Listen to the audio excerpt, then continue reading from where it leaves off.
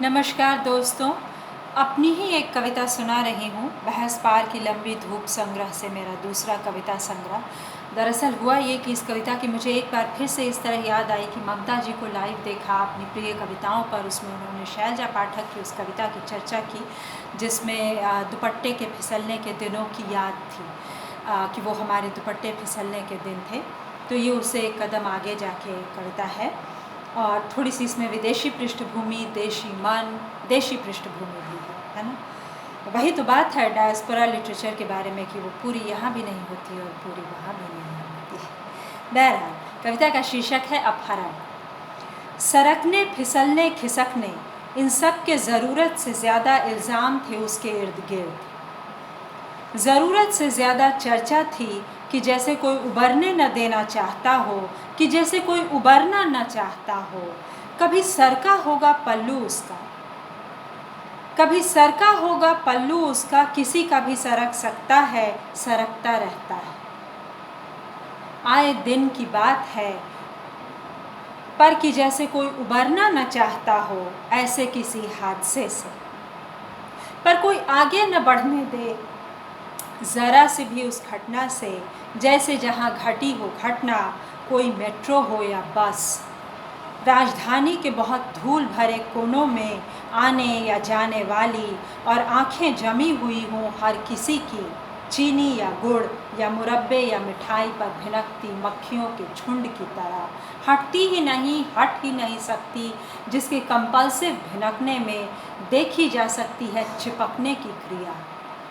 जैसे कितने ही घपले चिपका कर छिपा दिए जाते हैं बंद लिफाफों में, गीली कारतूसों से मर गए लोगों की मौत की खबरें एक पन्ने की चिट्ठी में चिपका कर भेज दी जाती हैं, लेकिन इन चिपकी हुई मक्खियों से हैजा फैलता है, पेचिश और जाने क्या क्या। ध्यान दे दोस्तों, कोरोना की इस शाम को गीली कारतूसों से मर गए लोगों की मौत की खबरें, है ना, कितने ही घपले चिपका कर छिपा दिए जाते हैं बंद लिफाफों में, एक पन्ने की चिट्ठी में चिपका कर भेज दी जाती है, लेकिन इन चिपकी हुई मक्खियों से हैजा फैलता है, पेचिश और जाने क्या क्या।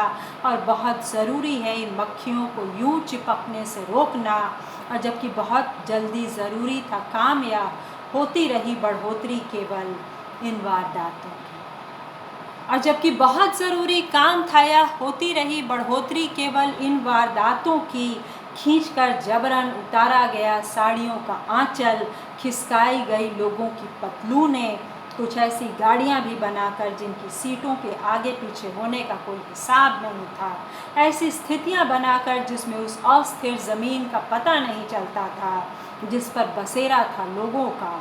और जबकि बड़ी बड़ी गाड़ियों के रिकॉल की राजनीति थी, खून से लथपथ राजनीति थी, दुनिया के सबसे धनाढ्य देश के सबसे नए युवा एक अजीब सी स्टाइल में जो गॉथिक से फर्क थी, पतलून कमर से नीचे किए भटक रहे थे, सड़कों पर ही नहीं और कोई भी हादसा होने पर एक नया व्यक्ति आ रहा था, पतलून ढीली और नीची किए, या नई औरत आ रही थी पतलून की ही नई राजनीति लेकर, बेहद कसी हुई चुस्त तंग बातों की राजनीति लेकर। बिल्कुल शांति वाले दिन लाइब्रेरी किसी जगह में, जब मालूम हो कि अक्षर ठीक दिखेंगे आज, जब हुआ है शत्रु के खेमे पर दमदार हमला, लड़कियां उठा ले गए हैं वे लोग, वे लड़कियां शायद कहीं यहीं की हैं, विद्रोह है इनका यूँ बैठना,